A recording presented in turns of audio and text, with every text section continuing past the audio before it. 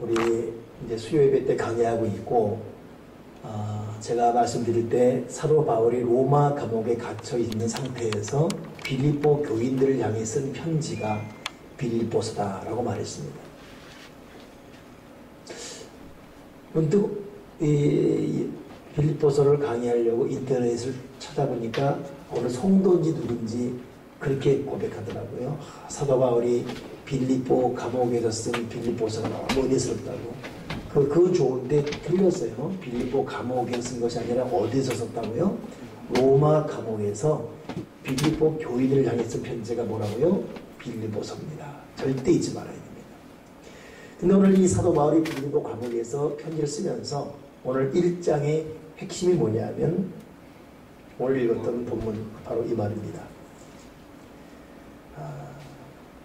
너희는 그리스도의 복음에 합당하게 생활하라. 이것이 1장의 빌립보서 1, 2, 3, 4장의 전체 주제는 기쁨입니다. 기쁨. 근데 그 전체 중에서 1장에서는 오늘 가만히 말씀 묵상해 보니까 그리스도의 복음에 합당하게 생활하라. 이 말씀이 핵심입니다.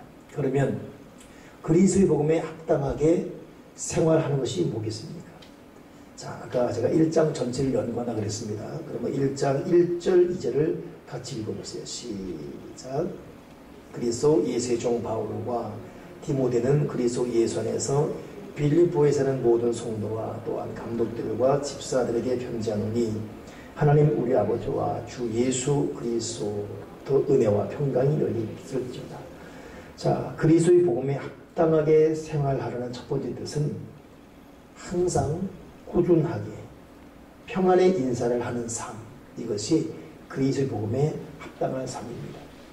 기분 좋다고 인사하고 기분 안 좋다고 그냥 성내버리고 톡 토라져버리고, 그것은 여러분 그리스도에 합당한 생활이 아니에요. 그리스도에 합당한 생활을 하는 사람 보게 되면 항상 꾸준합니다. 항상 웃고 항상 축복을 빌고 항상 상대방에게 먼저 안부하는 참 균형 잡힌 인생. 여러분 이것이 그리스도의 복음에 합당하게 생활하는 모습이에요. 그래서 오늘 사도 바울도 2절에 있잖아요. 하나님 우리 아버지와 주 예수 그리스도로서 은혜와 평강이 너에게 있을지어다. 사도 바울이 이렇게 좀 마음에 여유 있게 할 상황이 아니에요. 아까 말씀드렸죠. 지금 빌립보 감옥에서 제일 어려운 인생을 보내고 있습니다. 매맞고 못 먹고 억울하게 누명 쓰고 이러는 상태에서 신세한탄하기 딱 알맞은 그런 상황이거든요. 근데 하는 말이 뭡니까? 은혜와 평강이 너에게 있을지어다. 그러니 복음에 사로잡히고 거기서 바르게 응답드리는 자의 모습이 바로 이런 것입니다. 오늘 저도 여러분도 참 어려운 시간을 보내고 있고 그 어느 곳에 참 평안이 있겠습니까? 인생 자체가 어려운 것인데요. 저는 그저 땐가 이렇게 한 20대 초반으로 보이는 두 청년이 하는 얘기 듣고 깜짝 놀랐어요. 아유, 사는 게 뭐냐. 이렇게 살다가 또 뭐 결혼해봤자 그러고 애 낳으면 그거고. 난 이렇게 듣다가도 놀라서 봤더니 20대 초반 얼굴들이에요. 무슨 애늙은이 같은 얘기하고 있는 거예요. 아, 참. 물론 그 말이 틀린 말 아니죠. 인생 자체가 어려운 건 사실입니다. 그러나 복음에 합당하게 생활하는 사람은 비록 그렇게 어려운 순간순간임에도 불구하고 항상 평안과 꾸준하게 인사하는 이 마음에 사실 있지 않습니다. 오늘 저와 여러분이 그렇게 살기 바라고, 한 걸음 더 나가서 복음에 합당한 사람의 두 번째 모습 보니까 더 한 걸음 발전된 모습이에요. 3절 4절 읽어보세요. 시작.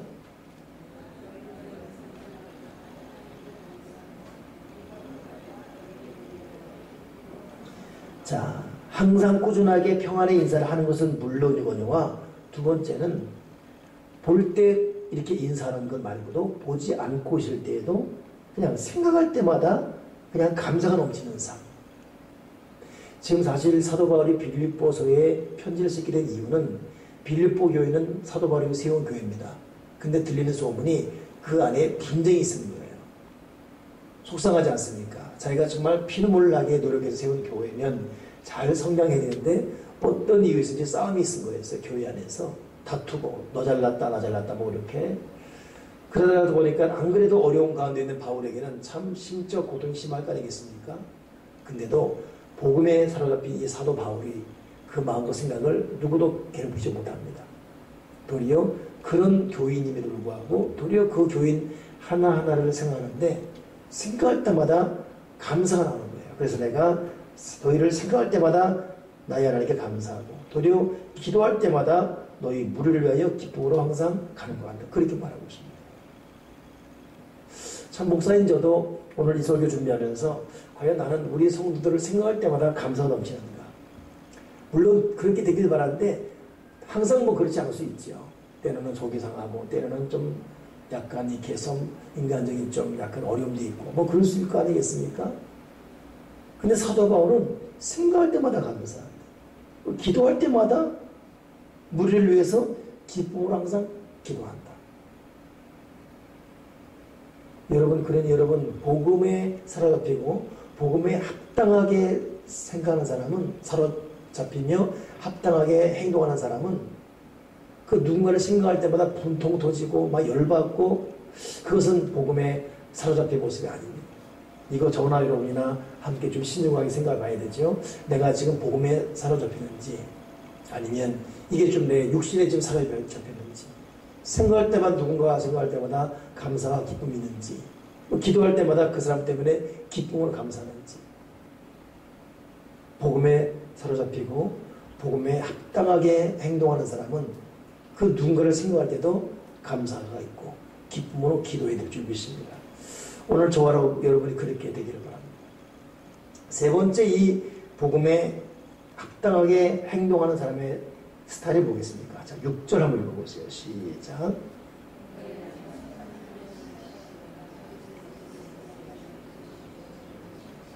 그래요. 복음에 합당하게 행동하는 사람의 세 번째 스타일은 항상 긍정적으로 상대를 기대하는 삶입니다. 너희 속에 착한 일을 시작하신 이가 그리스도 예수의 날까지 이루실 줄을 우리가 확신합니다. 어머니의 기도가 왜 강하냐? 내가 특별히 어머니라고 말하는 이유는 뭐냐면 남자들은 약간 좀 야성적인 게 있어요. 그래서 자식이 이렇게 좀 말을 듣지 않고 그러면 마음은 똑같겠지만 이 표현이 거칠져요. 근데 엄마들은 그렇지 않아요. 그래서 이 모성애 특히 참 기도하는 부모 더 나가서 부모 기도하는 어머니 기도는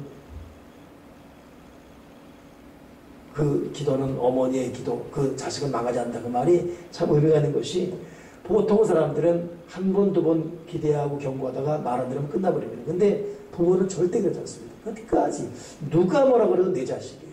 누가 뭐라 그래도 내 자식이고 내 자식 잘 될 줄 믿고 있고 끝까지 기대하는 거. 사도 바울의 빌립보 교인들의 어디 뭐 싹수가 보이지 않습니다. 바울이 감옥에 있어도 같은 마음으로 이렇게 한 사람이 그렇게 많지 않았고 도리어 서로 분쟁했고 그게 참 허탈함이 있을 수 있는 그런 교인이거든요.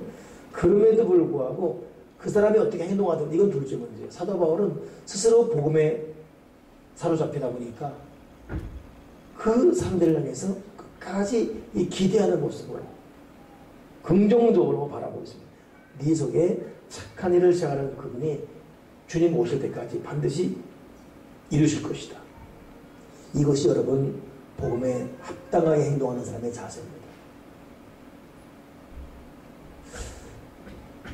여러분 우리가 지금 복음에 합당하게 생활하는지 한번 잘 살펴보시기 바랍니다. 교회를 보더라도 우리 세대명교회 내가 지금 뭐 5년 나왔다 10년 나왔다 15년 나왔다 이렇게 생각할 때 아유 목사님 내가 우리 교회 이렇게 나와봤지만 뭐 맨날 똑같은 말이고 내가 볼 때 우리 교회 뭐 싹수가 모입니다. 여러분 그렇게 생각하기보다는 바울처럼 끝까지 하나님의 뜻이 이루어질 때까지 우리 교회 잘 될 것이다. 반드시 하나님의 뜻이 이루어질 것이다. 그렇게 꿈을 잊지 말기 바랍니다. 이렇게 말하는 저도 오늘 이렇게 문득 기도하다가 과연 그럼 나는 내가 품은 우리 교회를 향한 비전을 갖고 있는가 해봤더니 나야말로 가물가물한 거예요. 생활이 어렵고 삶이 순간에서 힘들고 하다 보니까 과연 내가 품었던 우리 교회를 향한 비전 땅끝 글로벌 미션 이건 내 속에 살아있는가? 있어요. 근데 생각해서 가물가물한 거예요. 여러분 이것은 복음에 합당한 것이 아닙니다. 복음에 합당한 나의 생활은 이 속에 끊임없는 열정으로 항상 끌어올라야 돼요. 비록 환경이 내 눈에 합당치 않다 할지라도, 여러 사람의 평가가 시원치 않다 할지라도 그건 둘째 문제입니다. 하나님 아버지는 내가 어떤 마음 갖고 어떤 자세로 비전과 꿈을 갖고 여전히 기도하며 믿음으로 살아가는가, 거기에 주님 보고 있습니다. 그러니까 여러분, 우리가 복음에 합당한 자의 삶이 되려면 끊임없이 내 안에 착한 일을 이루시니가 반드시 이루어갈 것이다. 뿐만 아니라 내 자녀에게, 뿐만 아니라 우리 교회에, 또 누군가에게 착한 일을 이루신 그분이 반드시 이루어갈 것이다 라고 끊임없는 긍정의 자세로 바라보는 그런 믿음이 생길 것입니다. 네 번째, 이 복음에 합당하게 행동한다, 생활한다. 뜻이 보겠습니까? 자, 5절 읽어보세요. 시작.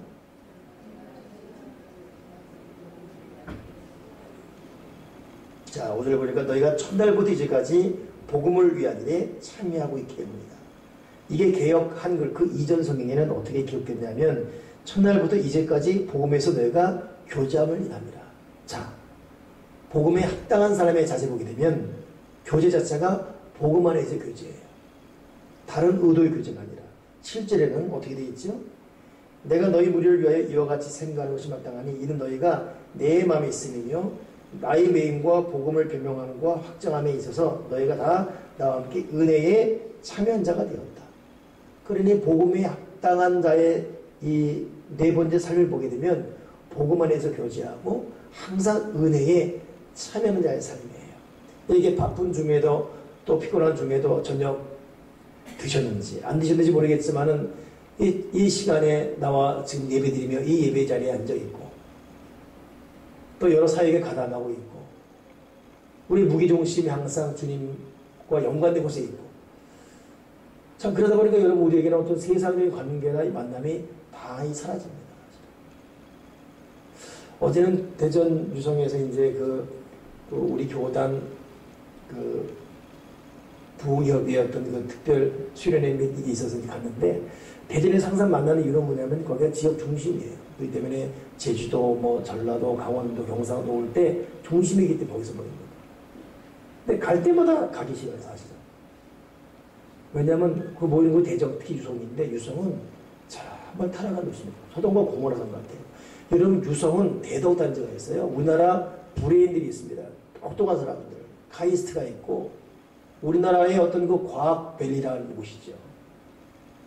근데 그러다 보니까 거기 또 세미나가 많습니다.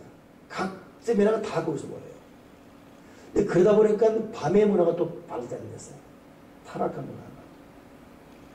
어디 숙소에 나오게 없나요? 여기저기 술집만 끝나면 되는데 어떤 그 음란한 호객 행위가 있고 막 이런. 정말 가기 싫은 곳이 바로 거기입니다. 거기가 있으면 딴 세상 와 있는 것 같아요. 그러니 같은 호텔 안에서도 우리 같은 복음적인 모임이 있는가 하면 또 세상적인 모임이 있고 이쪽 뭐 무공하고 그래서 뭐가 있으면 저기 무슨 뭐 진달래고 그래서 또 다른 모임이 있고 1층 로비에도 각 사람 다 있습니다.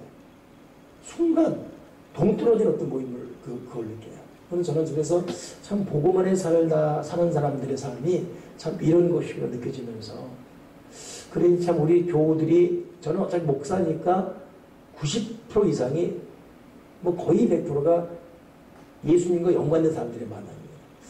근데 그렇지 않은 우리 교우들은 얼마나 힘이 들까? 주일 외에는 어찌 보면 다 세상 사람 만납니다. 거기서 견뎌야 되고 믿음을 지켜야 되고 그러니 여러분 우리가 진실로 복음만에 합당하게 행동하려면 어쩔 수 없습니다. 우리 만남의 대상이나 교제의 색깔, 성격이 달라져야 돼요. 스스로 성별하고 구별해 나가야 돼요. 앞으로도 우리 교우들 또 우리 모든 믿음의 사람들이 이렇게 교제 자체가 만남 자체가 복음 안에서 만남으로 점점 성별돼요. 그래서 여러분 예수 잘 믿으면 흔히 말하는 동창 모임 없어져 버립니다. 모임 종류가 달라져. 옛날에는 뭐 초등학교 동창 모임, 중학교, 고등학교 있었는데 여러분 지금도 있습니까? 여러분도 지금도 매달 한 번씩 동창 모임 나가고 중학교 모임 나가고 그렇습니까? 나간다는 말이 잘못되는 것이 아니라 썩 바람직하다고 말할 수가 없어요. 사실은. 정리가 될 수밖에 없어요. 만나는 모임이 자꾸 교회 모임이고 셀 모임이고 그렇게 될 수밖에 없어요. 동창 모임이 자꾸 사라져버립니다. 저도 제가 군대 가기 전까지만 하더라도 그런 모임이 있었어요. 뭐 동창 모임, 중학교 모임, 고등학교 모임. 야, 근데 요즘은 그 배너라는 게 있잖아요. 배너. 아니? 밴드라는 게 있어요. 밴드. 거기 보면 제가 이제 을로초등학교 나오고 을로초등학교 밴드창이 있고 다 있어요. 그거 진짜 여러분 저 위험하네요. 요즘은 동창끼리도 불륜이 일어난대 보니까. 분명히 동창 모임인데 거기서 또 그래 참 이게 요지없이. 그러니까 여러분 나가지 마세요. 여기로 와요. 여기만 와요. 우리끼리 있는 게 낫습니다. 특히 여러분과도 외모 갖고 나오면 큰일 납니다. 바로 자, 5번째 복음 안에 합당하게 행동하는 삶이 오신가 12절 13절 14절 읽어보세요. 12절부터 시작.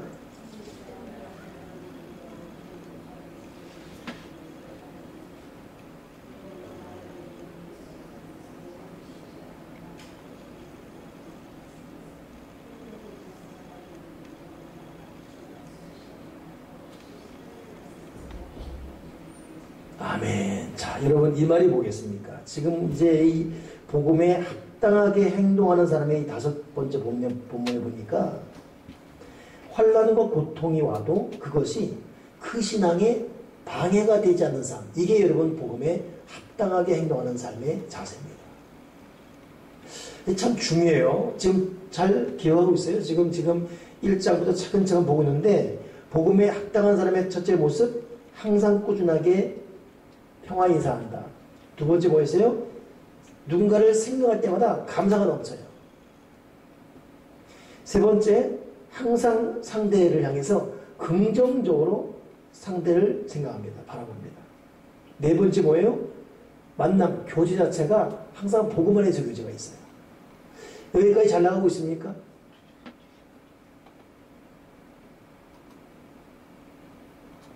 잘 생각해 보세요. 이거 스스로 판단해야 돼요. 지금 나는 복음 안에 합당한 자의 삶인가?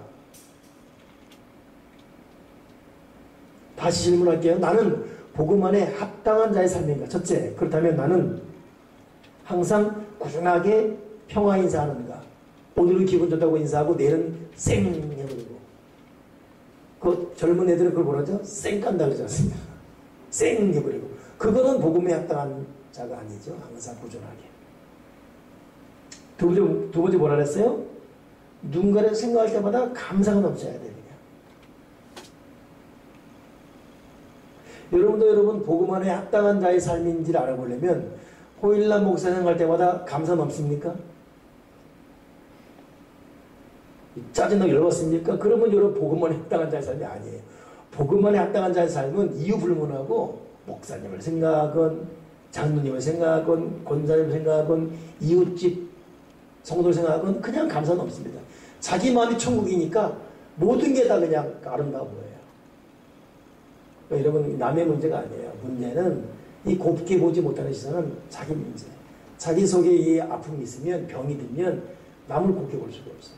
그러니까 여러분 복음 안에 합당한 자의 삶을 사도바울 보세요. 자기 마음이 천국이다 보니까 감옥에 있음에도 불구하고 누구를 생각해도 감사 넘치고 누구에게도 먼저 인사하고 싶어지고 이렇게 되는 거예요. 이게 천국을 소유한 자의 특징입니다.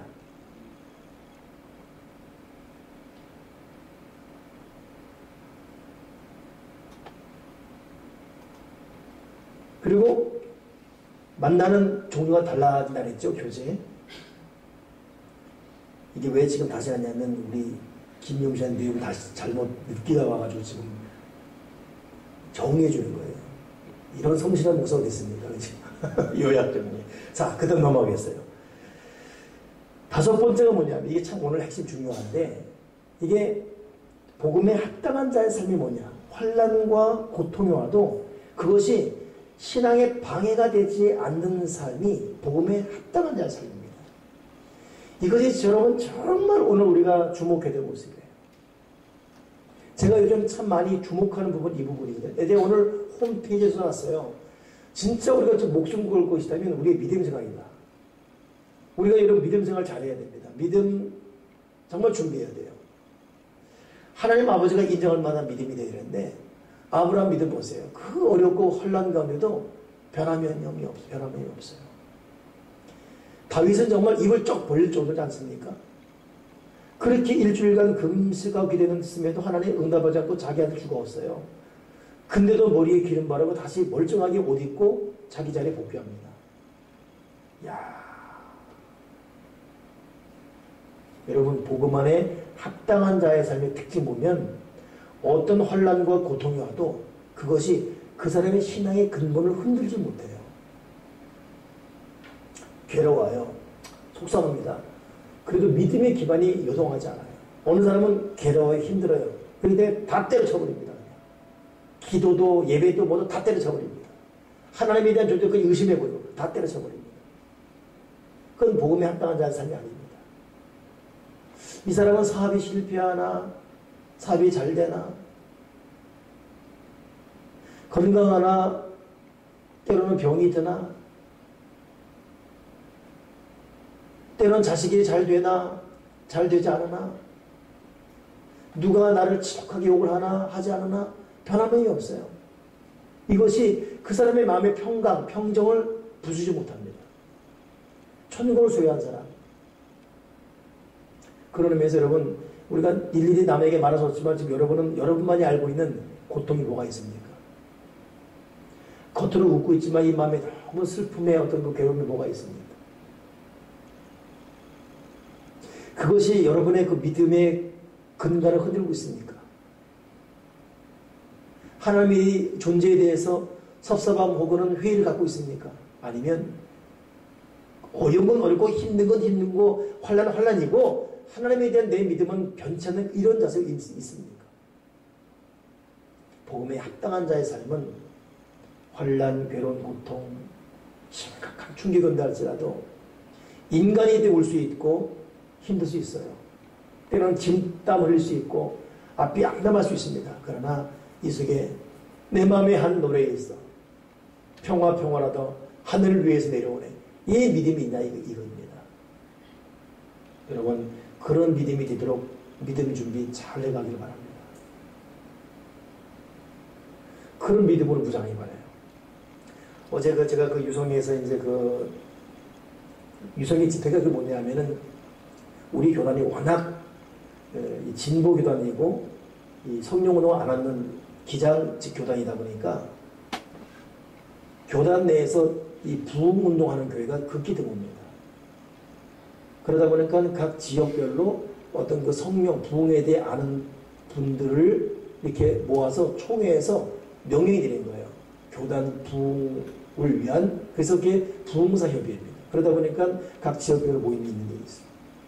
그럼 저는 또 이 지역 얘기들이 이 지역의 하나로서 가게 된 거죠. 그러니 임원들은 한 수명, 거의 한 수명 되는데 모이면서 집회가 된 거예요.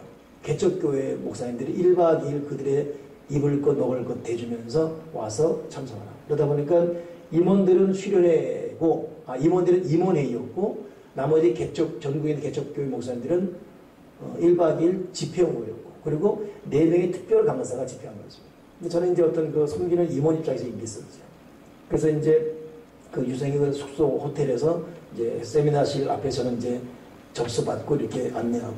근데 하필이면 그 자리가 20년 전 제가 우리 그 개척하고 저는 살길이 막막했어요. 그때나 지금 항상 막막해. 그때도 막막했어요. 그냥 어떻게 살아가나. 이제 32살에 개척하고 33 됐을 때인데 유성에서 집회가 있어서 오라고 했을 때입니다. 그때 갔던 바로 그 세미나실이에요. 벽지 색깔, 바닥, 천장 이런 맞겠지 똑같은 그 세미나. 희한하대요. 하필이면 근데 20년 전 그 자리에 내가 서 있는 거예요. 그때는 개척교회 목사로 들어가 세미나 듣고 있었고, 그때는 제 선배격 되는 분들이 이제 저를 맞이했었고.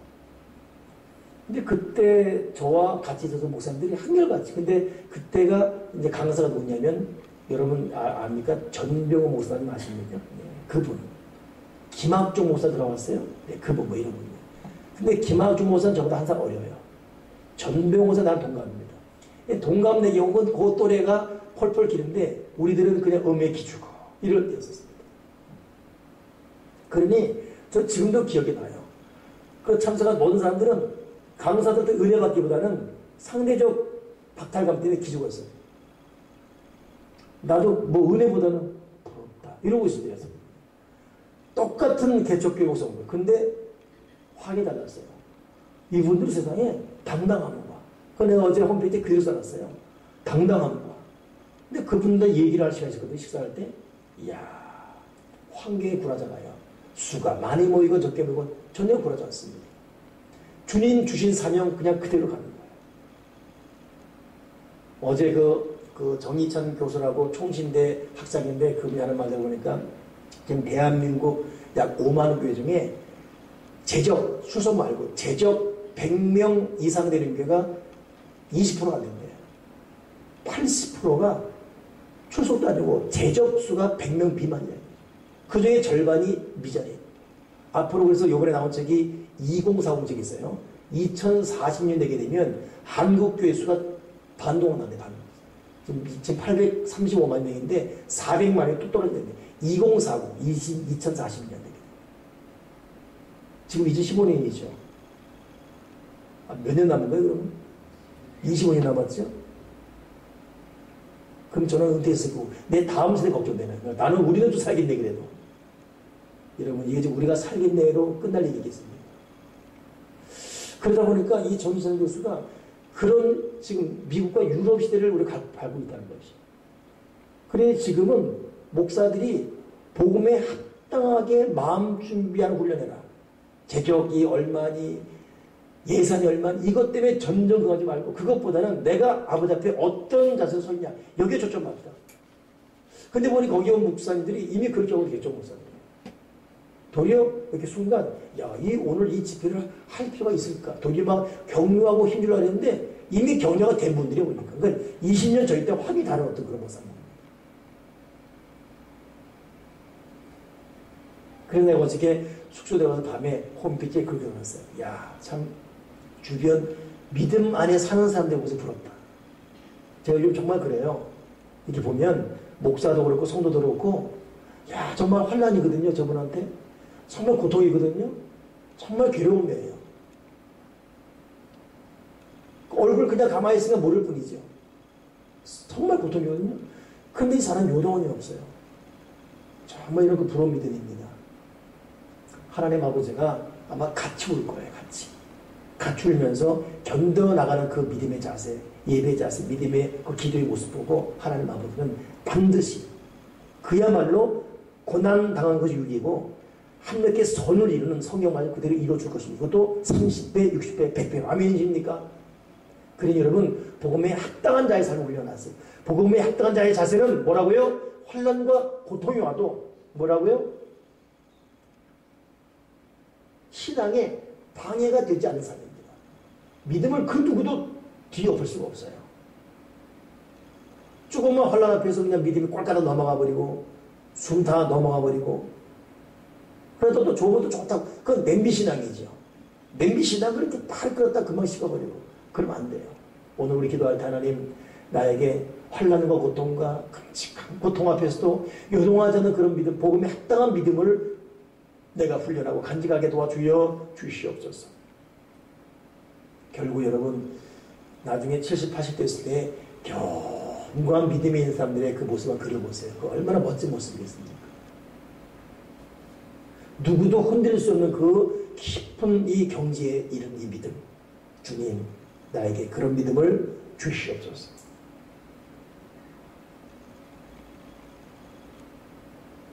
오늘 이 말이 왜 그러냐면 지금은 사도 바울이 감옥에 있지 않습니까? 빌립보 교인들은 시험 들기 딱 좋은 상황이에요. 근데도 도리어 그것 때문에 이게 뭔가 하나님 살아계시면 우리 교회가 왜 있게 됐으며 하나님 살아계시면 바울이 왜 감옥에 갇혔냐 막 이렇게 따질만 한데 그러지 않다는 거예요. 도리어 그 위기 그 환난 그 지도자의 고통 앞에 도리어 말씀과 기도로 이 대치해가는 이 빌립보 그 무리들 앞에 오늘 사도 바울이 그렇게 고백하는 거예요. 도리어 나의 당하는 일이 도리어 복음의 진보가 된 줄을 너희가 알기를 원하노라. 여러분 우리 환난과 고통 앞에 도리어 요동하지 않고 도리어 하나님 앞에 더 향기 나는 믿음으로 올라서기를 주님의 이로 축원합니다. 여섯 번째 여러분 복음에 합당한 삶이 뭡니까? 20절 21절 읽어보세요. 20절 21절 시작.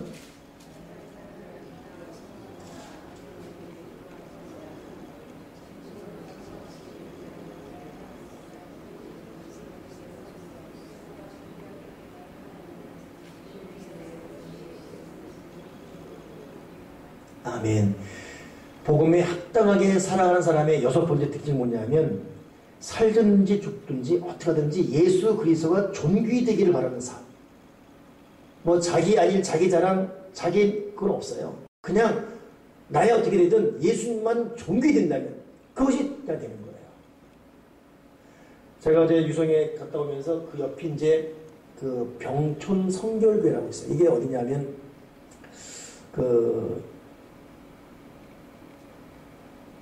우리가 그립식 카페지 않습니까?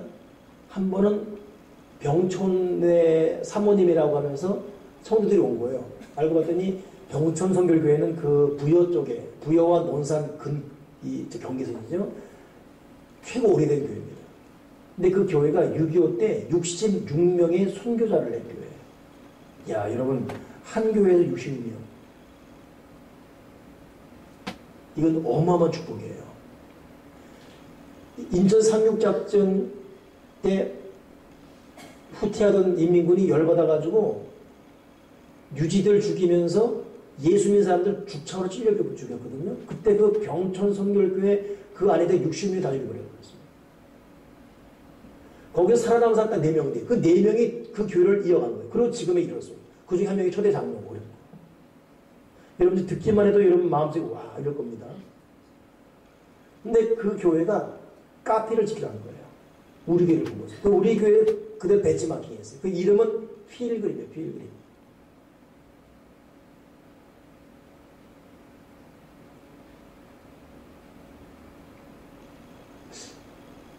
퓨탄이 총교되고 필그림이 순례자 뜻이죠. 필. 네. 순간 헷갈리면 그럴 겁니다. 아니면 큰일 나네. 녹화되니까 이거 지금 또 다 들고 또 망신일 텐데. 아무튼 필그림이에요. 근데 필그림으로 카페를 지은 거예요.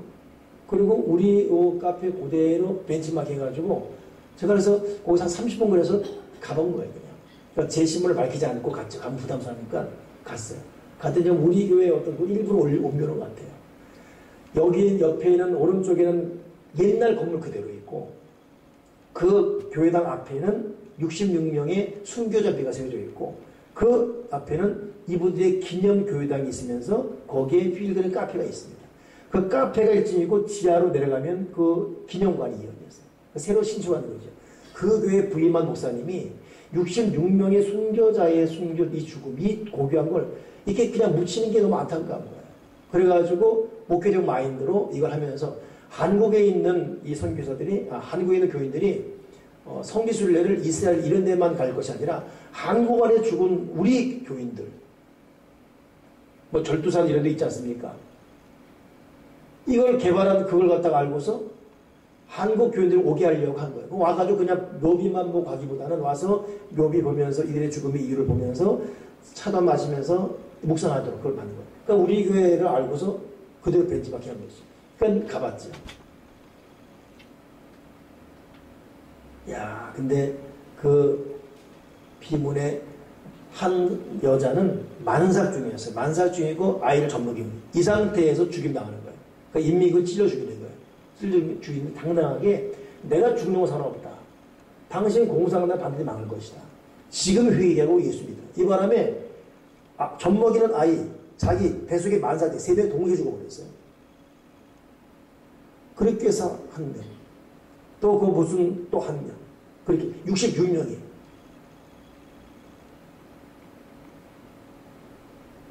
우리가 이번에 그 어떤 뭐 서울대 미대 교수 십자가 있잖아요.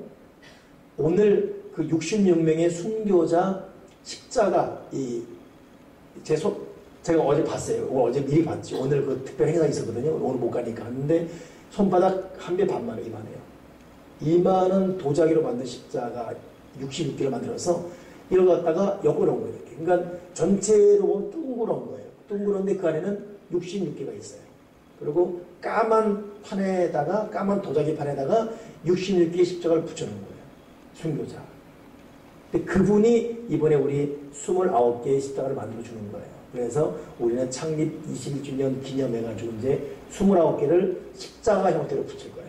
십자가를 21개 붙여 또 십자가를. 그리고 저기다 이제 정식 걸어놓고 21주년 기념 십자가에서 제가 이제 부착해주려고 그래요. 근데 그거죠. 그래서 미리 봤는데 와 깜짝 놀랐네. 근데 거기에 그런 근데 그 묘비에 서서 그 비물을 잃는데 마음이 얼마나 참 내가 죽는 건 상관없다. 당신 빨리 회개하고 있습니다. 이것 때문에 안개로도 열받은 인민군이 더 열받아가지고 그 자리에서 그냥 만상대 사람 죽여버려요. 제가 병촌 선교를 가가지고 그 김희연 전사님이 그 거기서 이제 그 한 달 이분들이 오니까 와달라고 요청하니까 가서 한 달 전에 가서 컨설을 해준 거예요. 그 나한테 전화 온 거예요. 목사님 거기 35분에 한번 가보시라. 그 가봤죠. 바로 전화했죠. 야, 이 카페 조금 있으면 곧 망하겠다네 그랬어요. 우리 걸 벤치마킹했지만 보니까 시골이에요, 시골. 저기 무슨 은연면 이런데. 워낙 그러니까 아니 목사님 그렇게만 볼 것이 아니라 거기 순교비랑 보라고. 그래? 꼼꼼봤더니 세상에 그게 아니에요. 거긴 깊은 어떤 순교적 어떤 게 많이 있는 이야. 내가 그 앞에서 사진 찍으면서 서 있었어요. 이 믿음을 어떻게 가질 수 있을까? 보통 여러분 부모들이 저는 죽여도 괜찮은데 이 애만큼은 이 살려달라고 이럴 거 아니겠습니까? 개의치 않습니다. 우리 가족이 죽건 내 딸이 죽건 상관없어요. 당신도 예수님에 회개하고 예수 믿어라. 그거로 그냥 찔러주는 거예요. 나는 목사지만 나는 언제쯤 이 믿음 될까? 나 언제쯤 저런 믿음이 될 수 있을까? 정말 제일 여러분 놀라운 믿음이 순교적 믿음이거든요. 순교사적 믿음. 그러니까 우리나라가 참 그래도 여기까지 온 거 보면 그런 순교자의 피들이 있기 때문에 왔어요.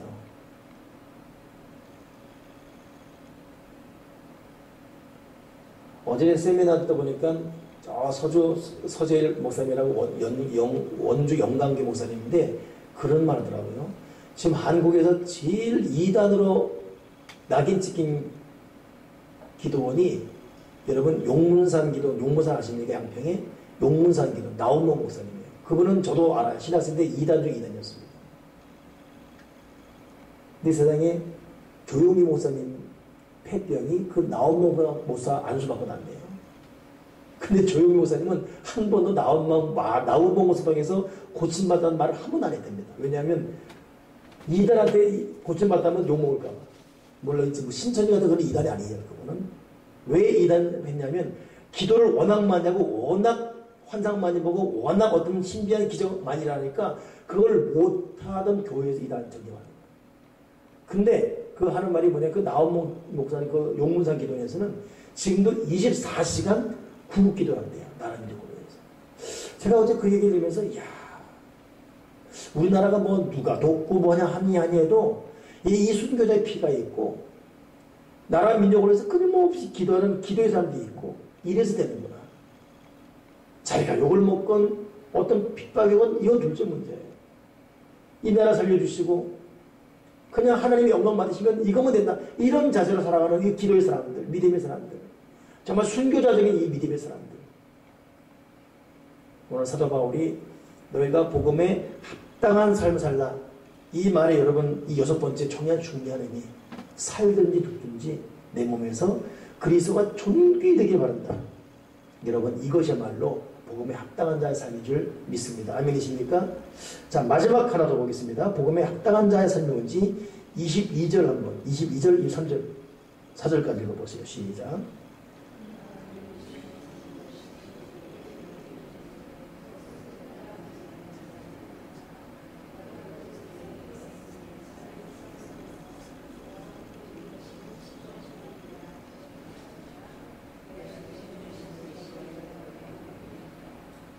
자, 복음에 합당한 자의 삶의 7번째 뜻이 뭐냐? 참 의미심장한데 지금 여러분 이 본문의 뜻은 뭐냐면 사도 바울은 삶과 죽음의 거룩한 고뇌에 빠져 있어요. 오늘 본문 여러분 보면 사도 바울은 사는 게 좋습니까? 죽는 게 좋습니까? 자기는 죽고 싶다는 거예요. 빨리 하늘나라 가고 싶어서. 여러분 그렇습니까? 우리 믿음이 아니 그냥 세상마다 기사로 죽고 싶은 거 알고 말이에요. 뭐 주님이 좋아서 죽고 싶은 거 그거. 사실 우린 좀 더 살아야 되잖아요. 아들, 딸 장가가는 건 좀 봐야 되겠고, 손주도 봐야 되겠고, 사도 바울은 그것이 전혀 빨리 죽고 싶다는 거예요. 왜냐하면 주님 보고 싶어서. 그래도 삶을 선택하는 이유는 살아서 해야 될 일이 있기 때문에. 사는 목적, 그 차원이 다르지 않습니까? 여러분, 이 삶과 죽음의 분명한 어떤 이걸 알면서 사는 자와 모르고 사는 자는 틀려요. 여러분, 돼지들은 위장병이 없어요. 우리들은 위장병을 알아요. 개들은 고민이 없어요. 그냥 살 뿐입니다. 알기 때문에 고민스러워, 우리는 인생 자체가. 사도 바울은 영적 행복을 알고 있습니다. 하늘나라 행복을 알고 있어요. 그러나 육을 입고 살아가야 될 것 때문에 사는 이. 그러니까 이 복음에 합당한 자의 삶은 삶과 죽음의 그 간극의 차이를 알면서도 그럼에도 삶을 선택하며 사명을 감당하며 살아가는 자의 삶, 그 삶이 얼마나 의미 있겠습니까? 어느 할아버지가 수염을 길러서 수염이 이 무릎까지 내려 수염인 거예요. 손주가 하도 희한해서 할아버지는 잠잘 때 수염을 이불 속에 넣고 잡니까? 아니면 이불 속에 빼놓고 잡니까? 물었대요. 근데 할아버지가 그 말 준 순간에 한 번도 생각해 본 적이 없는 거예요. 답을 할 수가 없어가지고 알았다. 할아버지가 한번 자보고 생각해 보겠다고. 평소에 생각하지 않다가 수염을 넣고 이불을 덮었대요. 도저히 답답해서 안 되겠대. 그래 나중엔 빼놓고 자니까 너무 또 허전하더래요. 그날 잠을 설쳤답니다. 전혀 근거 없는 얘기예요. 평소에는 못 느끼다가 손주 말 한마디에 그냥 그렇게 해봤더니 여러분 생각 없이 사는 거 그 사람들 여러분 고찬의 고뇌가 없어요.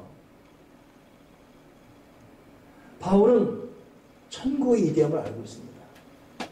빨리 가고 싶은 거예요. 그러나 이 땅에 있으면서 해야 될 일이 있는 거예요. 그러니 그 사람에게는 이 땅의 하루하루가 얼마나 소중합니까? 정말 가고 싶은 걸 보류하고 가기 싫은 곳이만 있으면서도 해야 되는 것만큼 너무 그 시간이 소중한 것입니다. 여러분 우리가 왜 되는 대로 사는지 아십니까? 생각이 없어서 그래. 생각이 없어서. 대충 그냥 복음에 합당한 자의 삶은 생각이 있는 삶을 살아요. 오늘 하루가 얼마나 소중한지. 거룩한 두려움이 있고 생명력 있는 긴장감이 있습니다. 그리고 시간을 그냥 보낼 수가 없어요. 근데 여러분 이런 거룩한 간격을 모르는 사람은 천국에 대한 막연한 이론적인 것만 있지 진짜 자기 중심은 여기 있기 때문에 여기서 웃고 즐기고 하다 끝나버리는 것이죠. 그런 사람을 통해서는 생산적인 결실이 나오기가 힘들어집니다. 그러니 세계사를 보다가도 폭발적인 역사를 가진 사람은 하루의 삶이 너무 소중함을 아는 그런 자들을 통해서 일어납니다. 복음에 합당한 자의 삶, 그런 자의 삶은 천국을 알아요. 알지만 이 땅의 삶에 살 일이기 때문에 이 하루하루를 그냥 보낼 수가 없습니다. 바울이 여러분 결코 긴 삶이 아니었고 바울이 처자식의 기쁨이 있습니까? 장막의 기쁨이 있습니까? 돈의 기쁨이 있습니까? 사도 바울은 간질병 알았죠? 눈 안질 알았지요? 매는 또 좀 많이 맞았습니까? 살갗 떨어져가지고 그 성경 보게 되면 사도 바울을 돌로 친 다음에 죽었기 때문에 밖에 내던집니다. 사람들이 죽었기 때문에. 그러나 기적으로 살아나지 않습니까? 사도 바울이 인간의 무슨 행복이 있습니까? 그 사람은 정말 죽고 싶은 사람이에요. 그럼에도 불구하고 삶을 포기하지 않고 살아나간 이유는 여기 살면서 해야 될 그 일 때문에. 그러니 그 사람이 사는 이 땅의 삶이 얼마나 여러분 빛을 발하고 보석같이 아름답고 위대한 진가를 발하겠습니까? 오늘 말씀을 정리하면서 오늘 1장 빌립보서 1장 주제를 마쳤습니다. 여러분 복음에 합당한 자의 삶이 뭐예요? 누구에든 여러분 웃으며 먼저 무난하는 삶입니다. 두 번째, 누구를 생각하든지 항상 생각할 때마다 감사가 넘쳐나야 돼요. 세 번째, 누구를 향해든지 항상 끊임없이 그 사람을 기대하고 잘 될 것이라고 축복하는 이 마음을 가지고. 네 번째, 만나는 모임 종류가 달라져 버립니다. 그리고 항상 그 몸에서 그리스도가 존귀되길 바라고 있고, 자기 죽고 살고 뭐냐, 그리스도가. 그리고 결국 정말 중요한 것은 삶과 죽음의 중요한 어떤 그 간격을 알면서도 그렇기 때문에 이 땅이 얼마나 소중한지 알고 하루를 그냥 보낼 수 없는 삶이에요. 이것이 복음에 합당한 삶인 것입니다. 오늘 하나님 아버지가 우리의 삶이 어떤지 알고 있습니다. 우리가 무엇 때문에 가슴 한번 기도하고 있고 홀로 있을 때 무엇 때문에 지금 흐르는 눈물을 갖고 있는지 알고 있습니다. 그리고 함께 웃고 함께 울며 지켜보고 있습니다. 이런 가운데도 복음에 합당한 자의 삶을 살길 바라고 있습니다. 여러분 믿음 안에 힘내시고 용기 버리지 마시고 끝까지 믿음 완주하시고 주님이 크게 기뻐하시는 그 믿음의 사람 되기를 주님으로 축원합니다. 기도하겠습니다. 하나님 아버지, 복음에 합당하게 말하고 복음에 합당하게 생각하고 복음에 합당하게 마음을 갖고 복음에 합당하게 만남과 교제를 하고 복음에 합당하게 오직 그리스도가 존귀되길 바라고 있으며 또 복음에 합당하게 이 땅을 사는 삶의 목적을 분명히 알고 살아갈 수 있는 거룩한 생명력 있는 인생들이 되어지게 도와 주시옵소서. 아버지 하나님, 진실로 우리가 복음에 합당하게 살아가게 해 주여 주시옵소서. 주 예수 그리스도 이름으로 기도드리옵나이다. 아멘, 아멘.